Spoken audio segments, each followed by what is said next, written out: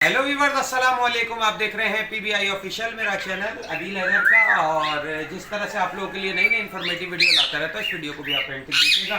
इंशाल्लाह आपको बहुत कुछ सीखने को मिलेगा। लोग अक्सर परेशान हो जाते हैं हमें अपने पैरेट को कैसे शावर देना चाहिए, कैसे नहीं देना चाहिए। इससे पहले मैंने एक वीडियो बनाई है कि पैरेट के फैदर्स जो है वो निकल रहे हो तो उसकी क्या क्या अलामत है और उसमें आपने क्या क्या करनी चाहिए। अगर आपने वो वीडियो नहीं देखी तो ये आई बटन या डिस्क्रिप्शन में लिंक में मैं डाल दूंगा, वो वीडियो भी आप जाके देखिएगा।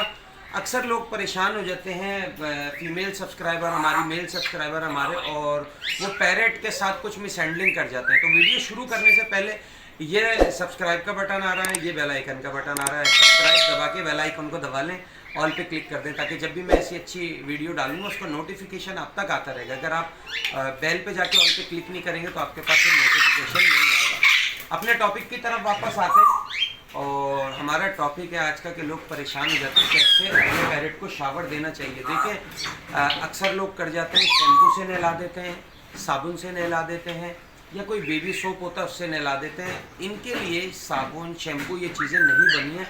एलर्जी हो जाती है पैरेट को, आँख में जाए या मुंह में जाए तो जानलेवा भी हो सकता है। और ऐसी भी मेरे पास काफ़ी कंप्लेन आई है, क्योंकि दिन में कमों पेज भी अगर मैं अपने व्हाट्सअप से भी अंदाज़ा लगाऊं तो 40-50 कंप्लेंट्स आती हैं। तो उसमें कुछ कॉमन होती है, जिसमें से एक ये है कि वो कहती हैं हमारा पैरेट गंदा हो रहा था, हमने ऐसे नहला दिया, ऐसे नहला दिया।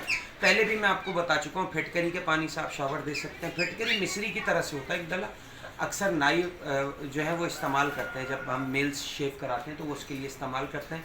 वो कुदरती कीड़े मारता है, बैक्टीरिया मारता है। फिटकरी को पानी में आपने घुमा रहे हैं, ऐसा हो जाएगा जैसे वाइट वाइट हो जाएगा। उससे आप शावर दे दें, तिनकी आती है मेडिकल स्टोर से मिलती है, उससे दे दें, या नीम के पत्तों से आप शावर दे दें। लेकिन शैम्पू वगैरह आपने बिल्कुल इस्तेमाल नहीं करना है भाई। कुछ लोग कह देते हैं ये मैला हो गया, उसको शैम्पू से कर दें, क्योंकि वो पूरी तरह से इनके जिस्म से निकलता नहीं है। क्योंकि ना आप इनको निचोड़ सकते हैं, ना आप इनको रस्सी पे टांग सकते हैं, और मुंह में चला जाए, आँख में चला जाए तो बहुत ज़्यादा जानलेवा साबित हो सकता है।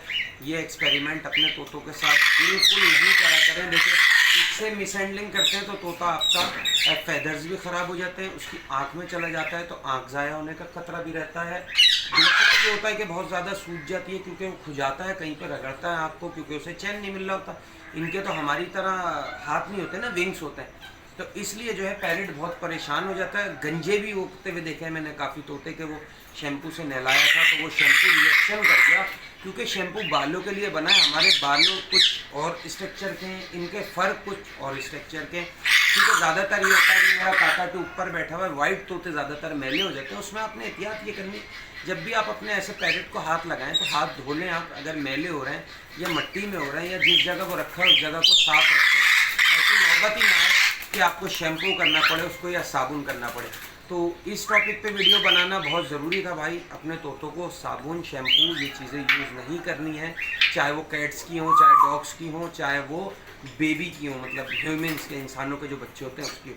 तो उम्मीद करता हूँ इस वीडियो से आपको बहुत कुछ सीखने को मिले। लाइक ज़रूर कर दीजिएगा, अच्छे कमेंट्स करिएगा। नेक्स्ट वीडियो में नेक्स्ट टॉपिक के साथ आपसे फिर मिलेंगे। इस वीडियो के लिए हमें दीजिए इजाज़त। अल्लाह हाफ़िज़।